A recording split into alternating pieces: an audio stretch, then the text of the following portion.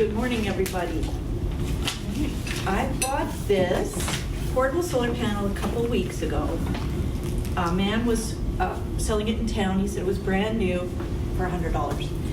And I looked online, and Canadian Tire sells them for anywhere from $150 if they're on sale to $240. It's actually a kit.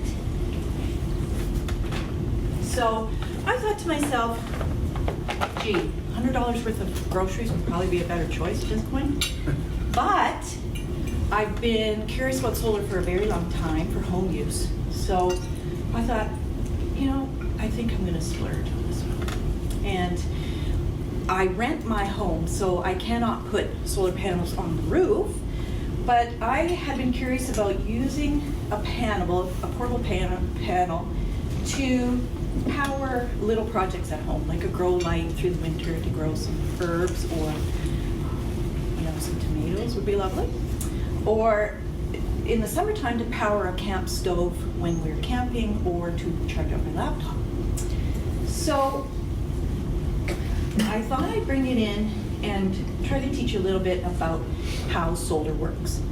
A solar panel is a collection of solar cells.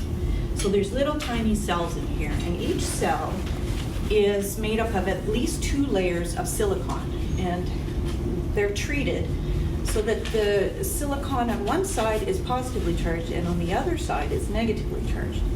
And that creates this sort of channel of attraction, which comes into play when the sunlight hits the panel.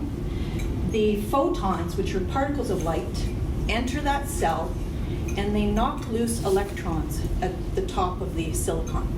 And those electrons are directed down that channel to a metal plate that's at the back of the solar panel, and then to wires. And that's electricity, because electricity is nothing more or less than the movement of electrons along a wire. So then the wire from each cell is bundled together so that you end up with the one cord that's all the electricity from this whole panel. Now, if this panel was going to be part of an array on a roof, it would be bolted into a very secure racking system on a roof, and then there's very simple connectors, and they just line them up like that, and easy to connect.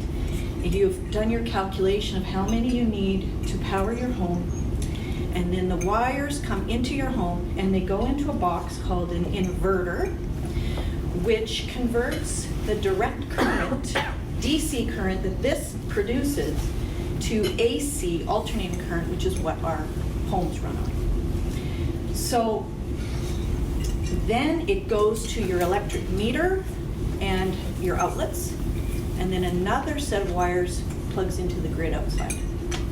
Now this one, of course, won't be plugged into a grid because it's meant to be portable. So it connects with this little doodad to a 12-volt battery, which is kind of cool. So it will charge the battery, and it will then be a portable source of electricity. And people online have posted just tons of ideas about how to bundle all the equipment together. So you've got basically a box and your panel. And this, I did bring a picture. I thought this one was brilliant. What this man did was he built a wooden box, or woman, I don't know, honestly. And he set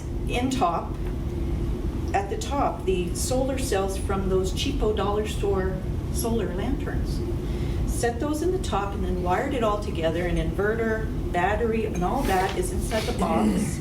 And then he's got the outlet on this, mounted at the side of the box. So he's basically built a portable electricity generator, which is the coolest thing. I'm just gonna pass it around. Now, I was a little bit worried about how solar would perform, especially you hear about cloudy days, might not work. Well, this little thing here, it's got a tiny little green bulb. So when this is generating electricity, that bulb lights up. And I had my panel set up in my window, and there was like a gray day, there was no sun, and this bulb was lit up just as brightly as on any other sunny day. So I know they work.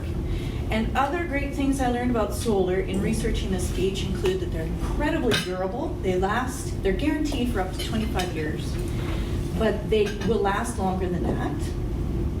And at the end of their life, they are fully recyclable. Some people worry about the carbon footprint of the manufacture of panels, but they pay back the planet basically in emissions saved in a year of use. The price of solar for home, you know, your big arrays has just dropped like a rock in the last decade. So we don't need to be scared of solar. It can meet our needs, and it's become incredibly affordable. And of course, some governments offer a rebate. I don't think ours does anymore, but anyway. Now, I have to tell you, when we pulled it out of the box, my husband and I, we both had some funny reactions. He was like, we've got to charge this thing up before it will work. Like, we literally have to plug this thing into the wall and boost it with electricity so it will produce electricity. And I'm like, no, honey, this is the booster. This thing makes the electricity. Myself, I was like, I just couldn't shake this feeling like someone's going to knock on the door and say, do you really think you're going to get away with making electricity for free? Like, honestly, you're going to pay for that. Of course, needless to say, it didn't happen. But I thought to myself, yes, that is exactly what I'm going to do. And therefore, this is about the best $100 I ever spent.